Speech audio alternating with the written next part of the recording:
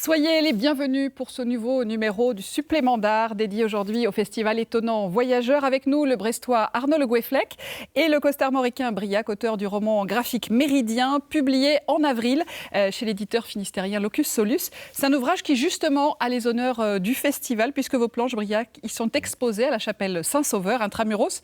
Alors Méridien, c'est l'histoire vraie d'une expédition de savants français en Amérique du Sud au XVIIIe siècle avec un objectif principal, mesurer la longueur d'un arc de méridien d'1 degré à proximité de l'équateur.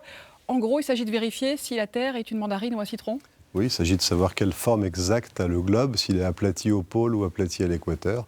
Donc il y a 2 expéditions, une qui part au pôle Nord, l'expédition Maupertuis, et une autre qui part au Pérou, l'expédition La Condamine, et c'est celle-là qui nous intéressait. Et justement, pourquoi cette expédition, Briac, vous a-t-elle intéressé? Vous avez voulu justement tirer un album? Oui, au départ, donc j'étais un peu tout seul. Quand j'étais tombé sur cette histoire, c'était un documentaire sur Arte. Et ça faisait longtemps que je cherchais une histoire d'Européens qui vont à peu près à cette période, enfin en Amérique du Sud, et qui se retrouvent confrontés à la jungle amazonienne, aux Andes. Voilà, c'était mon petit côté, je jouais à mon petit Garcia Marquez, quoi. Donc ça faisait longtemps que je cherchais un sujet, et là, quand je suis tombé dessus, c'est tout de suite flashé. Et vous avez entraîné dans votre aventure Arnaud. Alors Arnaud, vous êtes un artiste complet, à la fois écrivain, musicien. Qu'est-ce qui vous plaît dans cet exercice de scénariste de bande dessinée? Quelle qualité ça nécessite? Ça nécessite, c'est l'art du Mikado, quoi. Il faut savoir construire une structure narrative qui se déroule jusqu'à la fin. C'est un peu le cœur du travail de raconteur d'histoire. Et ce qui me plaît aussi dans le scénario de BD, c'est qu'on travaille avec un dessinateur. Donc ça rompt un peu la solitude du romancier, par exemple. Et puis le cœur du sujet, c'est quand même de suivre un personnage, d'arriver à un carrefour et de se dire est-ce que je l'envoie à droite ou est-ce que je l'envoie à gauche. Et donc là, ça, c'est vraiment un super pouvoir. Voilà. Et alors, c'est votre deuxième collaboration ensemble. Vous aviez réalisé La Nuit Macorlan. Pourquoi cette envie de travailler ensemble? Qu'est-ce que vous vous apportez mutuellement?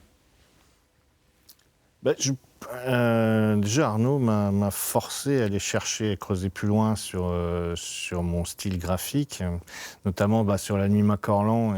Il a fallu que je trouve des confrontations de couleurs pour rendre un côté... Le fantastique social à la Macorlan. Et là, donc je pense qu'on a... je savais quand j'ai demandé à Arnaud, parce que moi je ne m'en sortais pas sur le scénario, je savais s'il allait à peu près, je me disais, c'est fait pour lui. Donc je pense qu'on a une bonne... Oui, on est un peu des alter-ego, on sait que ça marche, quoi. On n'a pas besoin de trop se poser de questions. Non, on s'entend bien déjà, c'est la première chose. Et puis il y a un côté télépathique quasiment, on n'a pas besoin de tout s'expliquer. Et puis c'est comme le travail graphique de Briac, il y a un fort parti pris. Il y a une forte personnalité, ça amène le scénario tout de suite sur des terres où je peux me permettre d'aller dans quelque chose de plus littéraire parce que ça résonne avec la profondeur graphique de Briac. Voilà. Alors justement, Briac, cet album a nécessité plusieurs années de travail. Quelle est votre technique exactement? C'est une technique très spécifique. Oui, parce que je cherche à avoir de la matière, ce qui n'est pas très conseillé en bande dessinée, mais je m'en fous un peu d'ailleurs, ce qui est conseillé ou pas. Mais j'enduis mes planches avant d'une sous-couche de gesso, ce qu'on appelle du gesso, pour m'avoir... Une sorte de peinture blanche? Une peinture blanche, comme une sous-couche qu'on mettrait sur les murs. Et ensuite, j'utilise des encres pour un fond, des encres et de l'acrylique mélangé, parfois même autre chose, avec du pastel, ça peut être...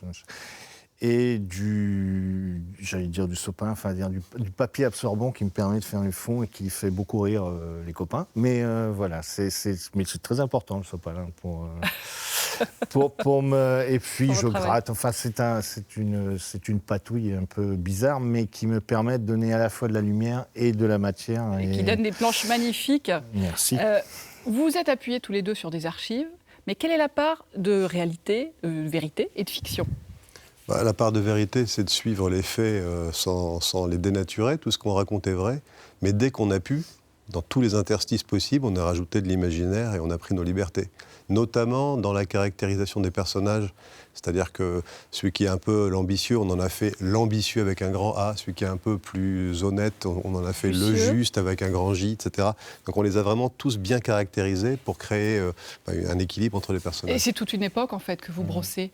C'est toute une époque, oui. C'est l'époque où des individus extrêmement brillants, bardés de leurs certitudes aussi et de leurs espoirs scientifiques, se retrouvent confrontés à la jungle, à l'hostilité et aussi à eux-mêmes. Donc c'est un miroir que ça renvoie à l'Europe de l'époque. Ouais. Et à l'autre, on voit Jussieu n'a pas du tout la même attitude avec les Indiens que ses comparses. C'est le début donc, du fameux Les idées des Lumières, et on voulait les confronter un petit peu au colonialisme. C'est quand même cette période où l'Europe va retirer des fortunes colossales des Amériques, et donc quelle est la réaction de ces savants du XVIIIe siècle face à ça, quoi, un peu ce côté assez sauvage du colonialisme. Cette supériorité européenne affichée. Donc c'était aussi intéressant. C'est presque, on est presque dans le contemporain aussi. Enfin, c'est encore des sujets qui sont en cours aujourd'hui. Merci beaucoup à tous les deux pour votre présence. Alors, je vous invite chaleureusement à aller admirer les planches de Méridien à la chapelle Saint-Sauveur à Saint-Malo dans le cadre de l'exposition Rêver l'ailleurs qui présente en miroir le travail de 6 autres illustrateurs, dessinateurs de bande dessinée. C'est à découvrir jusqu'au 6 juin. Tout de suite, votre journal régional présenté par Stéphanie Labrousse. Merci à tous. À bientôt.